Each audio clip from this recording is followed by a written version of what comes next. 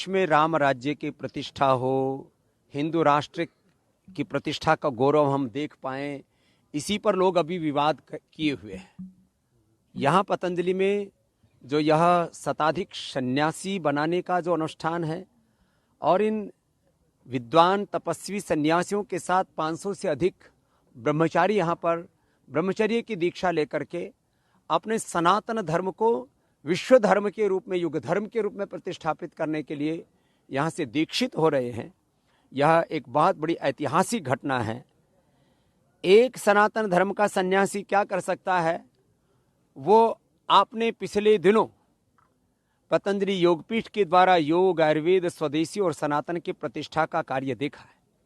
अब जब सैकड़ों पतंजलि के सन्यासी इस योग धर्म, वेद धर्म, ऋषि धर्म और सन्यास धर्म का गौरव अपने हृदय में धारण करके जब निकलेंगे, तब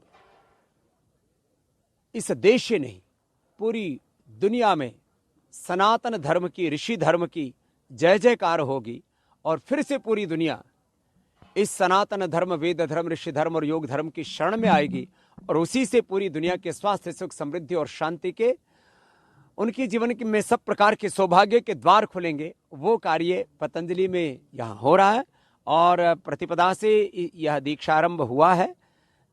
रामनवमी को दीक्षा इनकी होगी पूरी। अगले दिन तक आशीर्वाद का क्रम रहेगा।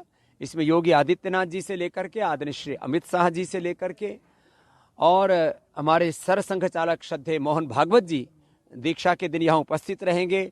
पूज्य गुरुशरण जी, पूज्य अवधेशानंद जी महाराज जी, पूज्य गोविंद देवगिरी जी महाराज जी जैसे महान हमारे संत इस पूरे अनुष्ठान में सब साधु संत महात्माओं को अपना आशीर्वाद देने आ रहे हैं। ये बहुत गौरव का क्षण है पतंजलि के लिए। किसी के कुलवंश में एक योग्य उत्तराधिकारी होता है तो वह कुलवंश धन्य होता है।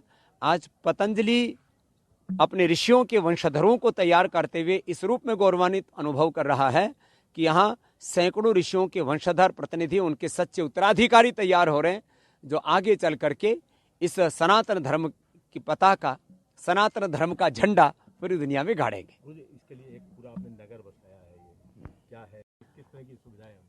ये पूरा ऋषि ग्राम इसके लिए बसाया गया है कि यहाँ पर जो हमारे व्याकरण, दर्शन, उपनिषद, वेद शास्त्रों की शिक्षा दीक्षा पा करके जो तैयार हुए हैं भाई बहन, वो यहाँ 9 दिनों तक उपवास और उपासना करते हुए जो ब्रह्मचर्य के, संन्यास के जो व्रत दीक्षाएं हैं उनका विधिवत पालन करते हुए यहाँ 9 दिनों तक 4 वेदों का, ऋग्वेद, यजुर्वेद, सामवेद, अथर्ववेद, चारों वेदों का अनुष्ठान इस यज्ञशाला में करते हुए, जिनको पूरे वेद कंठस्थ हैं ऐसे जो विद्वान विप्रगण हैं उनके द्वारा 4 वेदों का पाठ होगा।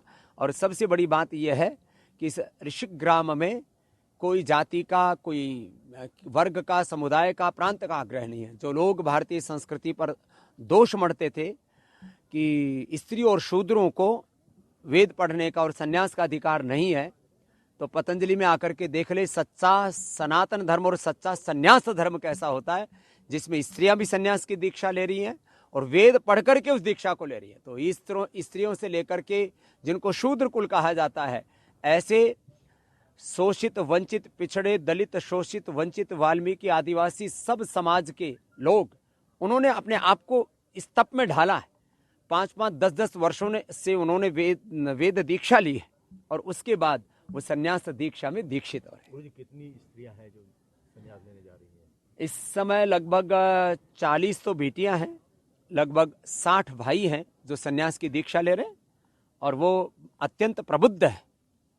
इसके अलावा लगभग 500 भाई बहन ब्रह्मचर्य की दीक्षा ले रहे हैं, जिसमें सवर्ण जातियां हैं, पिछड़ी जातियां हैं और किसी प्रकार का कोई जाति का, प्रांत का भेदभाव पतंजलि में नहीं है। और यही मूल हमारी सनातन संस्कृति है। सारे लोग यहीं पर रहेंगे ऋषिग्राम में जब तक ये दीक्षा के समय सब यहीं ऋषिग्राम में रहेंगे, अपने अपनी तपस्या करेंगे और 4 वेदों का यजन होगा, अपना भजन करेंगे, अपनी उपासना करेंगे और उसके बाद दीक्षा होने के बाद जिनका कुछ अभी अध्ययन शेष है वो अपना अध्ययन पूरा करेंगे और उसके बाद पूरे देश में और पूरे भूमंडल में छा जाएंगे।